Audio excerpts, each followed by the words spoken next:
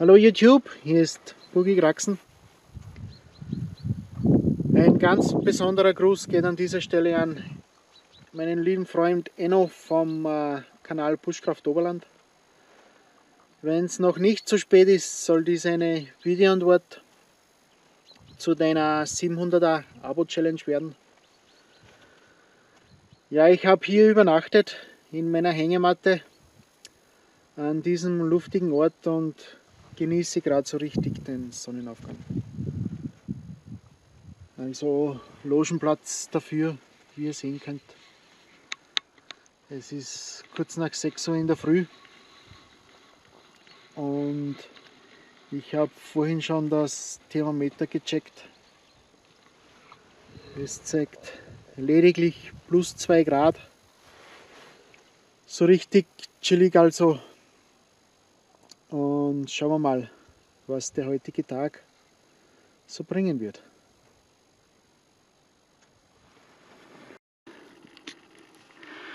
Ja, Feuer ist entfacht, guter Glutstock ist vorhanden. Ich werde mich jetzt spurten, das Frühstück zuzubereiten.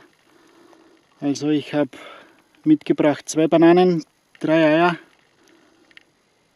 Eier, Kokosflocken, hoffentlich kann man das sehen, und natürlich Heidelbeeren, frisch gepflückt, 10 Meter vom Hängemattencamp entfernt.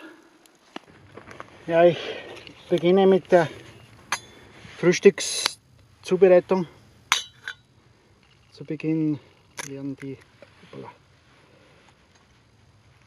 Eier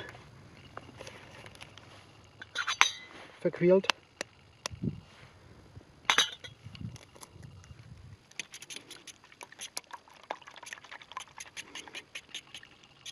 Ja, und im Anschluss werde ich diese 2 Bananen hier sauber zerkneten. Also die können ruhig gut reif sein und so richtig weich. Ja, ich zerdrücke hier die 2 Bananen einfach mit der Gabel ganz fein. Und je weicher die natürlich sind, desto einfacher geht das. Ich gebe dann die zerdrückten Bananen, die sind richtig breit geworden, ins Ei und gebe eine gute Portion, also 4-5 Esslöffel von den Kokosflocken dazu. Und dann verrühre ich das Ganze nochmal gut.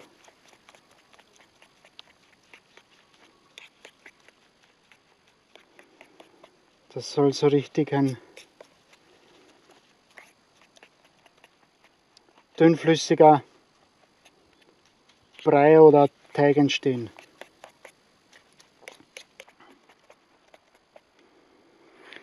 Ja, zwischendurch mal ein Rundblick.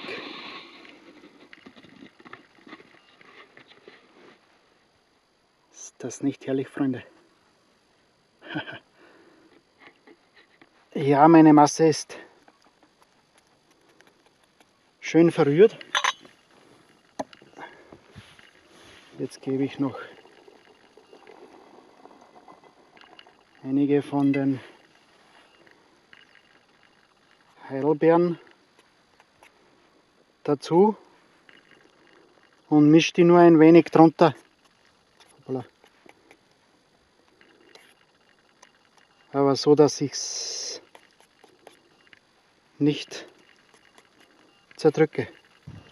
Ja, das Öl ist heiß und ich gebe jetzt wieder eine eher dünne Schicht.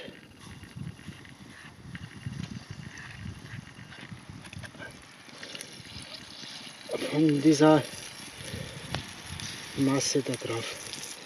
Je dünner, desto besser, aber die Bananen, die dicken das ziemlich ein und es ist gar nicht so einfach hier.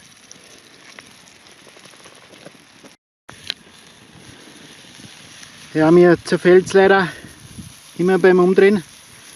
Und irgendwie sieht es aus wie ein zu kurz geratener Kaiserschmarrn und nicht wie ein Pfannkuchen leider.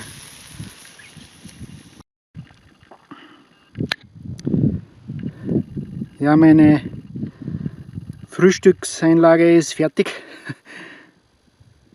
Sieht nicht nach Pfannkuchen aus, wie dem auch sei. Ich habe es noch mit Honig, Kokosflocken und Heidelbeeren garniert. Und ich werde jetzt mal kosten.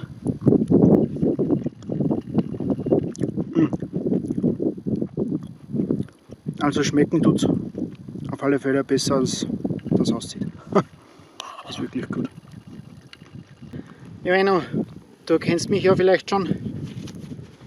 Bei einem Gang bleibt es bei mir nicht. Und ich werde jetzt noch ein wenig Gemüse rösten für ein paar Wraps.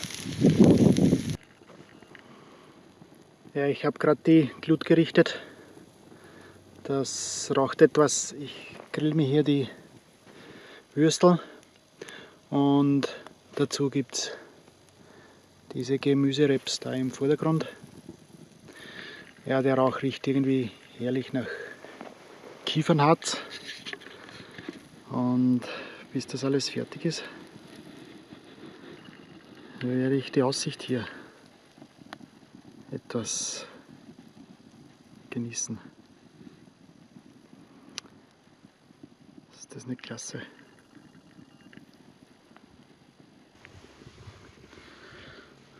Ja, die Würstel sind gut durch. Das Gemüse ist warm, aber nicht heiß, aber zumindest so, dass man es bekömmlich essen kann. Ja, ich lasse mir es jetzt schmecken. Mahlzeit.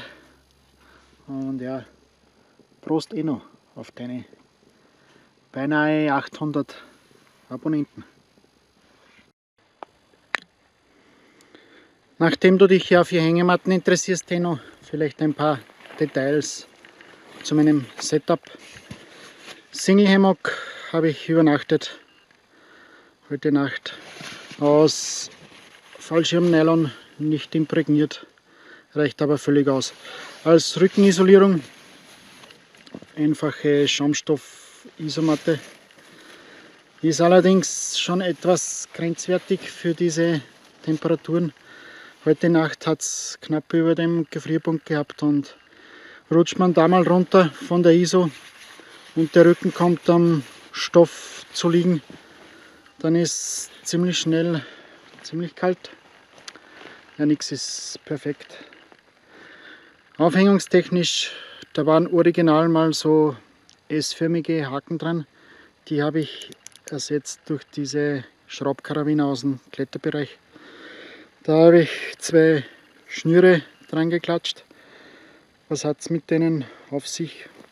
Wenn es regnet und es fließt Wasser runter entlang der Aufhängung, dann soll dieses möglichst entlang dieser 2 Schnüre abtropfen. Und das soll verhindern, dass das Wasser dann in die Hängematte schwappt. Naja, zumindest so die Theorie.